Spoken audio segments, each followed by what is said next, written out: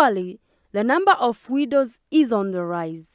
There is an estimated 258 million widows around the world. In Kenya, most women have lost their husbands due to ethnic conflict, a verdict that leaves them struggling both economically and socially. Widows are subjected to long-term struggle for their basic needs, poverty, rape, seizure of homes, and social exclusion.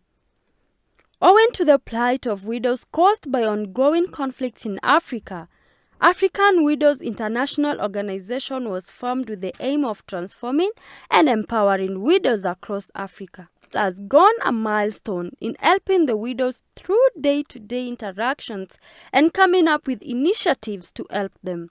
But why widows? Cecilia Mtola, who is the county director, explains. Someone will ask why women and why widows? We want to look at the aspect of a widow as a mother that revolves around a home. And two, a widow as a woman who becomes a weapon of warfare.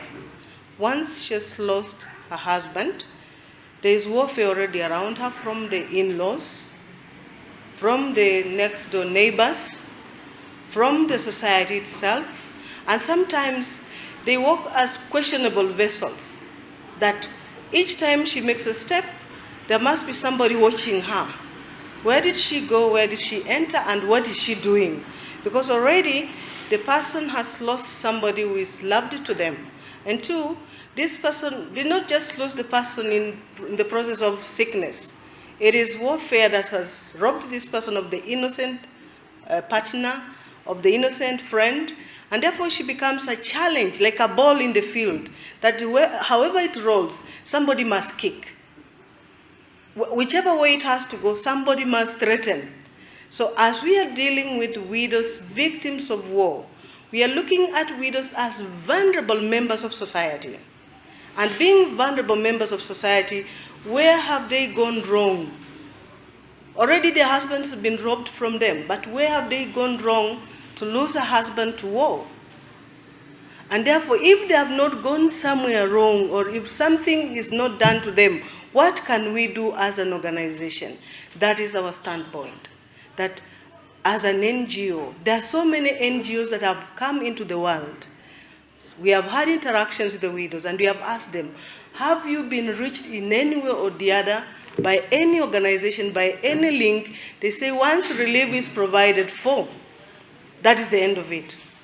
Once the structure of the house has been built, they are forgotten. And now we are saying as a WIO that is it enough just to give relief?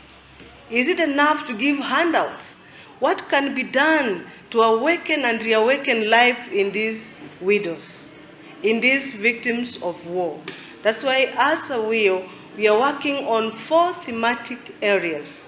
The first area is agro-farming for sustainable livelihoods and food security. Majority of the households, as we are talking about Corona or COVID, are going through inadequacy of food supplies. And therefore they depend on another person to survive. In other homes, widows have been victims of not even being able to provide for their own children. And therefore have forced their own children to go on board to raise money to buy food, or to raise money to buy for themselves their own food. And those are the cases we've been handling in the field. That's why, as our theme, we want to embrace the fact that these widows can have a chain supply of their own food that is sufficient for the family and even for other widows who are going through the same as themselves. The second theme is we want to look at economic empowerment. Everyone has a need to grow. But how do they grow when one partner is taken away from them? It means that they have to stay for many years, longing and hoping for growth. So economic empowerment says that we are going to give them a stimulus package for their small businesses in order for them to grow. And if they have not started any businesses, then we help them with training for startups.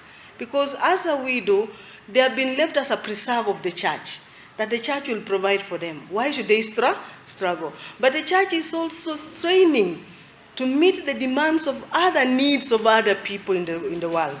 Therefore, that's why Awio comes in to say now, if the world can support these widows, then we can economically empower them, especially those ones who are strong and who are energetic enough to say we can awaken ourselves to the reality that we are the source providers of our own children, source providers of our own lives, and therefore we can make it as a team, as women who have gone through violence or who have experienced violence.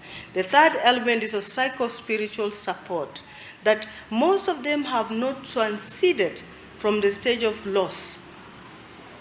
They were given peace-building instruments, but they were not given psycho-social and psycho-spiritual support to overcome the trauma.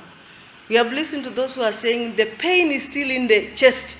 The lump has not come out. So through that theme, we want to say now, how do you come up with healing of your own self before you can heal your children and heal your family? The last theme of Awio is to advocate for the rights of widows within the government institutions. We have seen governments are giving packages to groups of elderly, to groups of, but some of the widows who are elderly are left out within government provisions. So we are saying, does the government know that there are people here who solely depend on them, but no one has a voice for them to the government? So Awio is coming to say, look here, Kenya, look here, our leaders.